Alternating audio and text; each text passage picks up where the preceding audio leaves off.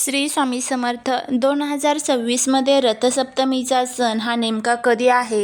रथसप्तमीची पूजा कोणी करावी, कशी करावी, दूध उतू का घातले जाते, या दुधाचे नंतर काय करावे, कोणत्या चुका अजिबात आपल्याला करायच्या नाहीयेत, रथसप्तमीला काय करावे, काय टाळावे, अशी संपूर्ण माहिती रथसप्तमीची आजच्या व्हिडिओमध्ये आपण जाणून घेणार आहोत.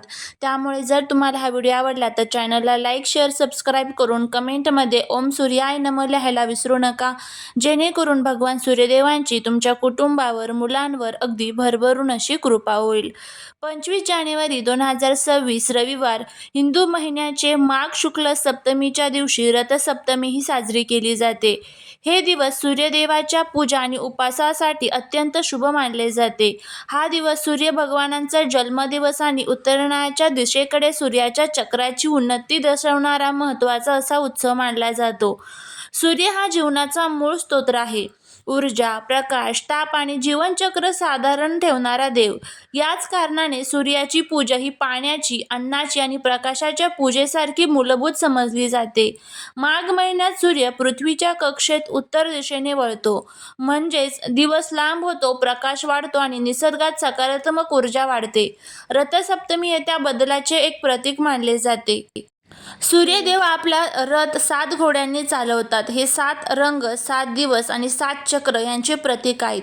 त्यामुळे जीवनातील सर्व क्षेत्रांचे संतुलन राखण्यासाठी या दिवशी पूजा केली जाते. रथसप्तमीचा उपवास, व्रत सर्व भक्तांनी करता येतो, परंतु खालील काही व्यक्ती आहेत त्यांना विशिष्ट करून याचं जे उपवास जो आहे तर तो करण्यासाठी सांगितला जातो.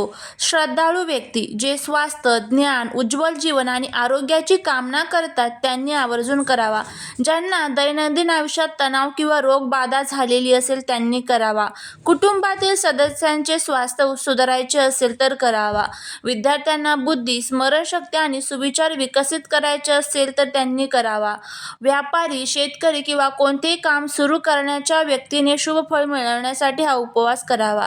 स्त्री किंवा पुरुष दोघेही उपवास ठेवू शकतात. विशेषतः महिलांनी घरातल्या संततीच्या शुभ संपन्नतेसाठी व्रत करण्याचे श्रेष्ठ अधिक असे मानले जाते.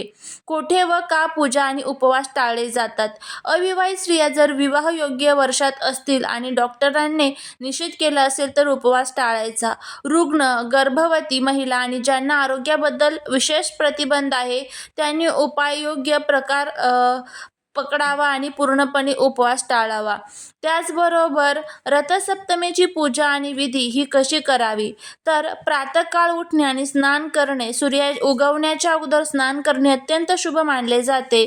प्रत्यक्ष नदी, झरे किंवा पाण्याच्या ठिकाणी जाऊन जर स्नान करणे शक्य झाले तर तिथे जाऊन तुम्ही स्नान जे आहे तर ते करू शकता.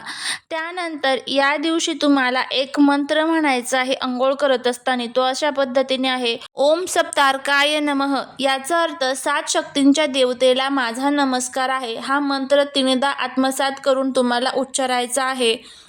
घरात पूजास्थळ स्वच्छ करून पूजास्थान तिथे तुम्हाला छान पूजा मांडायची आहे. सूर्यदेवाची प्रतिमा ठेवा, यंत्र ठेवू शकता किंवा लाल आणि सुवर्ण वस्त्र असलेले सूर्यचित्र ठेवा.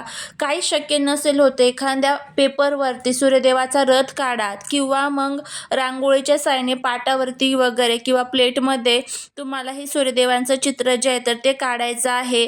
तर्कसारखे 7 घोड्यांचे चित्र, कोलम, रांगोळी डिझाईन सुद्धा तुम्ही काढू शकता. इथे लक्षात ठेवण्यासारखं म्हणजे कोलमात सूर्याचे रथ आणि 7 घोडे उभारल्यास सकारात्मक ऊर्जा निर्माण होते आणि सूर्यदेवाची पूजा करायला सुरुवात करा. दीप प्रज्वलित करून घ्या. धूप आणि सुगंधित सुवास तिथे अर्पण करा. लाल फुलांच्या शेजारी पुष्पार्चन करा. तूर, तांदूळ, कुसुम आणि अशा प्रकारची 7 धान्य अर्पण करा. लाल वस्त्र अर्पण करा. नैवेद्यामध्ये फळ किंवा लाडू, तिळगुळ हे पदार्थ अर्पण करा. त्याचबरोबर आपण जे 3 वेळा दूध उतू घातलेले आहे तर ते दूध सुद्धा तिथे अर्पण करायचे आहे. दूध उतू का घातले जाते तर दुधाचे 3दा ओव्हरफ्लो होईपर्यंत ढवळणे म्हणजे सूर्याला समर्पित करण्याची एक परंपरा आहे. हे दूध सूर्यदेवाच्या 7 रंग ऊर्जा चक्रांचे प्रतिमात्मक अर्पण आहे. लोकमान्य श्रद्धेनुसार शरीरातील दोष, कष्ट दूर करतात. रोग, दाह आणि दुर्लभता, त्वचा, त्याचबरोबर डोळ्यांचे त्रास दूर करतात. नकारात्मक शक्तींचाही नाश होतो. जे स्त्रियांना रोग आणि नेत्रदोष आहे, थकवा असतो त्यांना दूध अर्पण विशेषतः फलदायक असे मानले जाते. यानंतर हे दूध सर्वात आधी गाय, पशु किंवा गरजू लोकांना दान करावे, ज्यामुळे पुण्य दुहेरी वाढते. सकाळी उगवत्या सूर्याच्या दिशेने उभे राहून अर्घ्य तुम्हाला द्यायचा आहे आणि अर्घ्य देत असताना त्या पाण्यामध्ये तुम्हाला लाल चंदन, हळदी, कुंकू, अक्षदा आणि त्याचबरोबर चणा डाळ टाकायची आहे आणि हे अर्घ्य अर्पण करायचं आहे. अर्घ्य अर्पण करत असताना ओम सूर्याय नमः ह्या मंत्राचा जप करावा. दिवसभर उपवास करावा. काहींना जर शक्य नसेल तर फलाहार वगैरे घेऊ शकता. काही पूर्ण उपवास ठेवतात तर काही फक्त जे आपले उपवासाचे पदार्थ आहेत तर ते खाऊन उपवास ठेवतात. तुमच्या पद्धतीने हा उपवास तुम्ही करू शकता. त्यानंतर आदित्य हृदय स्तोत्रमचं आणि विष्णू सहस्त्रनामचं पठण आवर्जून करावं. याने आपल्याला सहस्त्रपटीचं पुण्य जे आहे तर ते मिळतं. त्यानंतर या दिवशी काय करावे, काय टाळावे आपण हे बघूया. तर या दिवशी काय करावे, सकाळी लवकर उठून सूर्याची पूजा करावी, लोकांना दान भोजन द्यावे, सात्विक अन्न घेणे, मंत्र जप आणि सूर्यासमोर अर्घ्य देणे, सत्य आणि व शांतीचा विचार करणे. त्याचबरोबर या दिवशी काय टाळावे, या दिवशी भांडण करू नये, चुकीचे वर्तन करू नये, नाराजी टाळावी, अपशब्द टाळावे. रथसप्तमीचे लाभ आणि दोष निवारण काय आहे तर आपल्याला अशा पद्धतीने लाभ होतात की आरोग्य सुधारणा होते, नेत्रदोष कमी होतात, पित्त वात दोषांमध्ये आराम मिळतो, मन शांत आणि विचार स्पष्ट होतात, सकारात्मक ऊर्जा वाढते, कुटुंबामध्ये प्रेमाचे वातावरण तयार होते, दूध देऊन व्रत करून व पूजा करून हे दोष निवारले जातात. नकारात्मक शक्ती, मानसिक तणाव, दीर्घ आजार आणि दुर्लभता यामधनं आपली सुटका होत असते. या दिवशी घराच्या मुख्य दरवाजाजवळ दिवा लावा. सूर्यास्ताच्या आधी तुपाचा दिवा आणि दिवा लावताना सूर्याचे स्मरण करा. यामुळे घरात सकारात्मक ऊर्जा वाढते, दारिद्र्य दूर होते, वाईट दृष्ट दूर होते. त्यामुळे ह्या सर्व गोष्टी ज्या आहेत तर त्या आपल्याला आवर्जून करायच्या आहे. आदित्य हृदय स्तोत्र किमान 11 किंवा 21 वेळेस तुम्ही वाचू शकता. यामुळे मनशांती होते. आणि रथसप्तमीच्या दिवशी हे कशी मोठी चूक जी अजिबातही आपल्याला करायची नाही.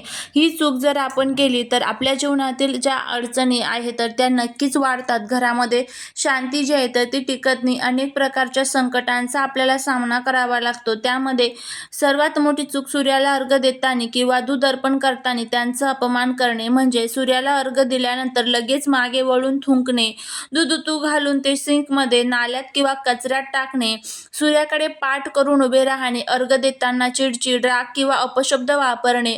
असे केल्यास काय होते तर सूर्यदोष वाढतो, आरोग्य समस्या वाढतात, डोळे, हाडे, आत्मविश्वासावरती परिणाम होतो, घरात सतत अडथळे येतात. म्हणून लक्षात ठेवा, सूर्याच्या संबंधित कोणतीही पूजा करताना अपमान किंवा निष्काळजीपणा हा मोठा दोष मानला जातो. या सर्व गोष्टी ज्या आहेत तर त्या आपल्याला पाळायच्या आहेत. रथसप्तमीच्या दिवशी केलेला एक छोटासा उपाय आयुष्यभराचे दोष दूर करू शकतो. पण याच दिवशी झालेली एक चूक सूर्यकृपा आपल्यापासून दूर नेऊ शकते. त्यामुळे ह्या चुका ज्या आहेत तर त्या आपल्याला टाळायच्या आहेत. जर तुम्हाला हा व्हिडिओ आवडला असेल तर लाईक, शेअर आणि सबस्क्राईब करायला विसरू नका. भेटूया पुढच्या एका छानशा नवीन व्हिडिओत एका नवीन माहितीसोबत. श्री स्वामी समर्थ.